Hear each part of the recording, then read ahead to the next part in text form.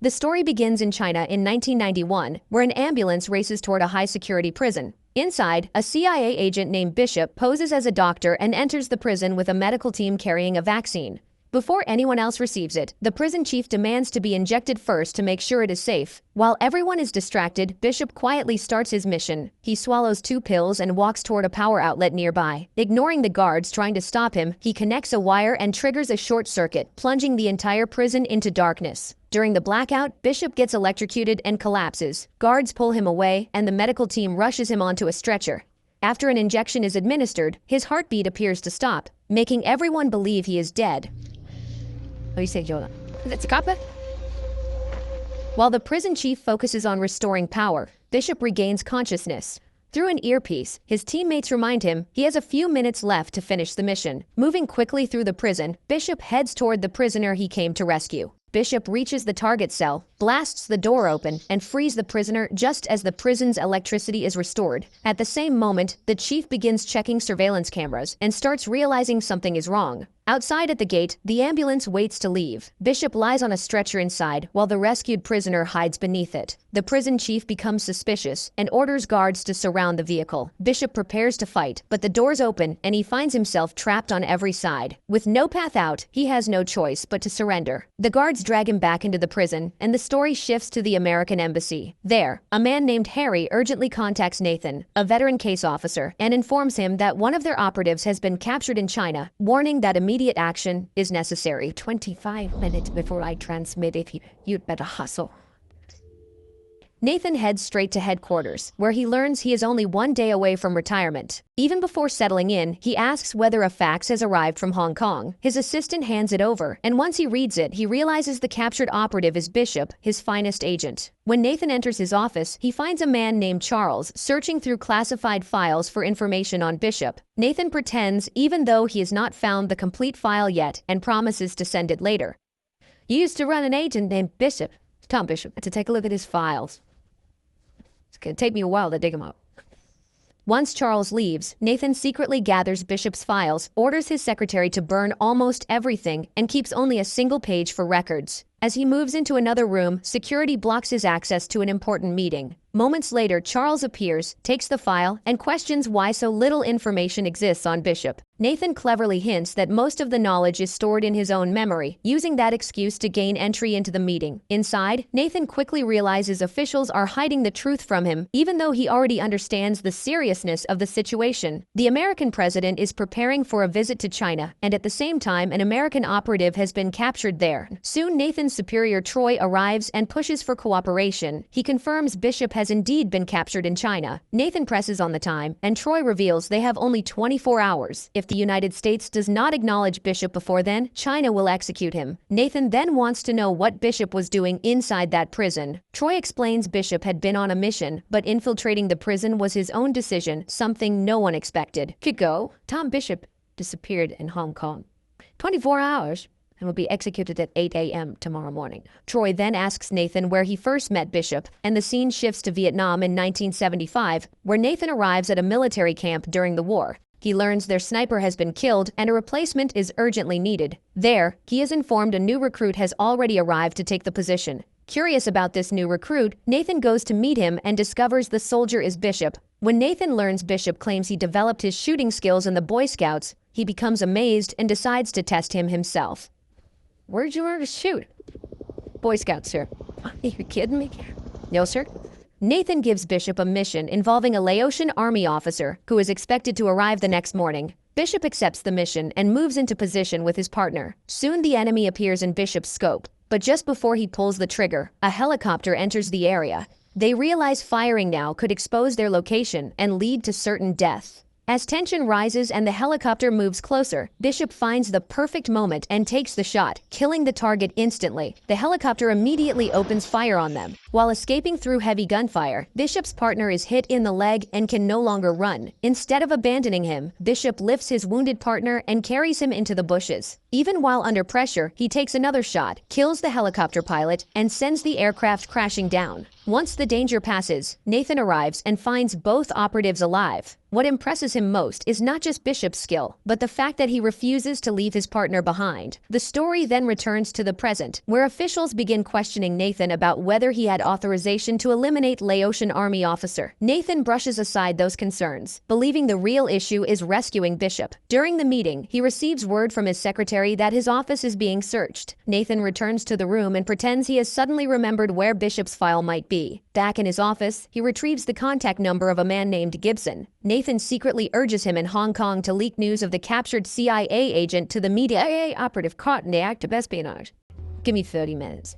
Nathan then returns to the meeting and acts as though he still cannot locate Bishop's file. Officials then press Nathan to explain how Bishop was recruited in the first place. Nathan reveals that recruitment in those days was a slow and careful process. He spent years studying Bishop, learning his strengths and weaknesses. After evaluating him, Nathan placed him in Germany in a desk assignment, waiting for frustration to build until Bishop would be ready for something bigger. The story shifts into another flashback, this time in Germany in 1976. As Nathan expected, Bishop grows restless with routine office work. Once Nathan senses the timing is right, he approaches him. Bishop is glad to see him, and soon Nathan draws him deeper into intelligence work. Train you as an agent. You'd be working for me, mostly undercover. Look at your choice. The next day, we started his trade craft. Nathan begins training Bishop in the craft of espionage. He teaches him that a spy must stay alert every hour of the day. Bishop learns how to read people, detect lies through expressions, gather secrets from casual conversations, and even deceive lie detector tests. The training continues for months, shaping him into an operative. Eventually, Bishop pushes for his first mission, convinced he is ready. Nathan decides to test him one final time. He points to a building and challenges Bishop to enter and reach the balcony within minutes. The house belongs to an elderly woman, and instead of forcing his way in, Bishop cleverly interacts with her and reaches the balcony. Watching this, Nathan knows Bishop is finally prepared. The story then jumps back to the present, where officials bring up an important mission. Another flashback begins, revealing a CIA operation in Berlin after they uncover a Russian spy inside the American embassy. During a party, a woman named Anne quietly approaches Nathan with alarming information. Nathan realizes she is a spy and understands the Russians already know about the operation. Meanwhile, Bishop is driving a man toward the border as part of the mission. Nathan immediately understands Bishop is walking into a trap and urgently warns him to abort, knowing Russian agents are already closing in. Bishop quickly adapts and stops near a restaurant. Throw out the bottle. Repeat that? Throw out the bottle. Drop as close to checkpoint as possible. It will kill him. He enters a bathroom and drinks a liquid that makes him appear violently drunk. When Russian agents arrive, they dismiss him as an intoxicated fool and lower their guard. Using that distraction, Bishop manages to protect the target, though he cannot take him across the border. Forced to improvise, he leaves the man behind, crosses the Berlin border alone, and later reports back to Nathan. Bishop becomes furious and confronts Nathan over the death of the man at the border, believing he was sacrificed. Nathan then reveals the man was actually a double agent feeding information to the Russians, and the mission was designed to expose the real spy, who is Anne, inside the embassy. Telling me Schmidt was bait? Yes. Don't fucking tell me that. You didn't look at his eye. It's not fucking gay. Oh yes it is. Tension rises between Bishop and Nathan as their beliefs clash. Bishop values every human life, while Nathan believes survival and espionage often demands ruthless choices. The story returns to the present, where officials reopen Anne's file. They discover she was later found dead in a hotel, and suspicion quickly falls on Bishop. Nathan then shifts attention to something called the other mission. Troy explains that during that mission, they intercepted Chinese communications and gained access to sensitive intelligence. Nathan realizes officials fear Bishop could expose classified secrets if he talks under pressure. But Troy clarifies that Bishop was never involved in that operation. Instead, he has been captured and is being held in Suzhou prison. He doesn't know anything. He wasn't working for us. He was arrested during a rescue attempt at a prison. The moment Nathan hears the prison's name, everything starts making sense. He suddenly understands why Bishop entered that prison and whom he intended to rescue. At the same time, word spreads that news of Bishop's arrest has leaked to the media. Many inside the agency suspect Nathan caused the leak to pressure the CIA into saving him. Nathan believes his plan is working, but he soon discovers the agency has publicly claimed that China is lying and insists Bishop actually died 14 months earlier. The move shocks Nathan and forces him to act faster. Rumors that Tom Bishop, an alleged CIA Tom Bishop, died 14 months ago. He rushes to his office and orders his assistant to get a full map of Suzhou prison. He pushes for military contact immediately and asks which operative is stationed closest to the prison. He learns a commander is only 40 minutes away on a nearby island. After connecting the pieces, Nathan approaches Charles and reveals he now knows who Bishop went to rescue. Charles takes him back into the meeting room, where everyone demands answers. Nathan finally discloses the prisoner Bishop risked everything for is a woman named Elizabeth. Now the officials pull out Elizabeth's file and demand the full story. Nathan begins explaining events from 1985, when he sent Bishop to Beirut after a sheikh orchestrated a devastating attack on the American embassy. Since direct retaliation was impossible, Bishop is ordered to remain undercover in Beirut, monitor the sheikh, and avoid direct action. Bishop settles into the city as a photographer, using his cover while tracking the target. During this time, he notices Elizabeth in a restaurant. Though they exchange only glances, that small encounter begins something important. Later, Elizabeth is seen bringing toys and medicine to children in a poor neighborhood, but local militia sees everything. Bishop witnesses this and uses his connections to recover the supplies. The children receive the aid, and Bishop photographs Elizabeth sharing the gifts. Through moments like these, a bond slowly grows between them. However, Bishop has another reason for being there. In the same neighborhood lives a doctor named Ahmed, who also serves as the sheikh's personal physician. Bishop approaches Ahmed, builds trust with him, and over time, they become close. Bishop did a day in the life spread on the doctor that we got printed, so with that relationship intact, things look good. Know when the doctors are going to be giving the sheikh his physical. As Bishop and Elizabeth fall deeper into a relationship, Nathan arrives in Beirut. Bishop shares what has been happening and even introduces Nathan to Ahmed. Nathan learns Ahmed recently lost his parents in what seemed like an accident. But Nathan reveals their deaths were murders ordered by the sheikh. He offers Ahmed a chance for revenge and gradually convinces him to help. Though deeply emotional, Ahmed eventually agrees. The doctor's father had been a politician, died a couple of years back from CO2 asphyxia. Your parents was not accidental.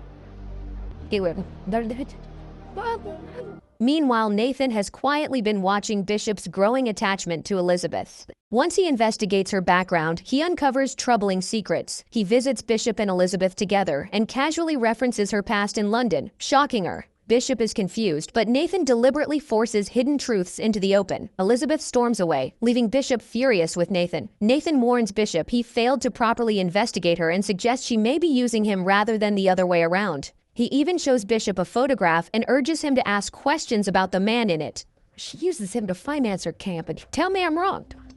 Bishop confronts Elizabeth with the photo, and she explains the man runs an organization that helps fund her humanitarian work. Then she reveals the truth about her past. She was once part of a human rights group involved in a bombing in China. They never intended to kill civilians, but many people died, and she has been hunted ever since. She also exposes Bishop's own deception, revealing she never even knew his real identity, and walks away. Bishop turns his anger back toward Nathan, demanding why he interfered. Nathan then reveals why Elizabeth is so dangerous. Among those killed in the bombing was the son of a powerful Chinese ruler, and since that day, Chinese authorities have never stopped searching for her. The story moves into another flashback as Nathan and Bishop meet Ahmed again and hand him a deadly serum. They instruct him to use it on the sheikh, assuring him the target will die within 24 hours. Ahmed takes the serum and leaves, knowing he will see the sheikh again in 4 days. But Nathan does not rely on one plan alone. While waiting, he quietly prepares a backup strategy in case Ahmed fails. He reaches out to the sheikh's enemies within the Lebanese militia and secretly outlines a second assassination plan.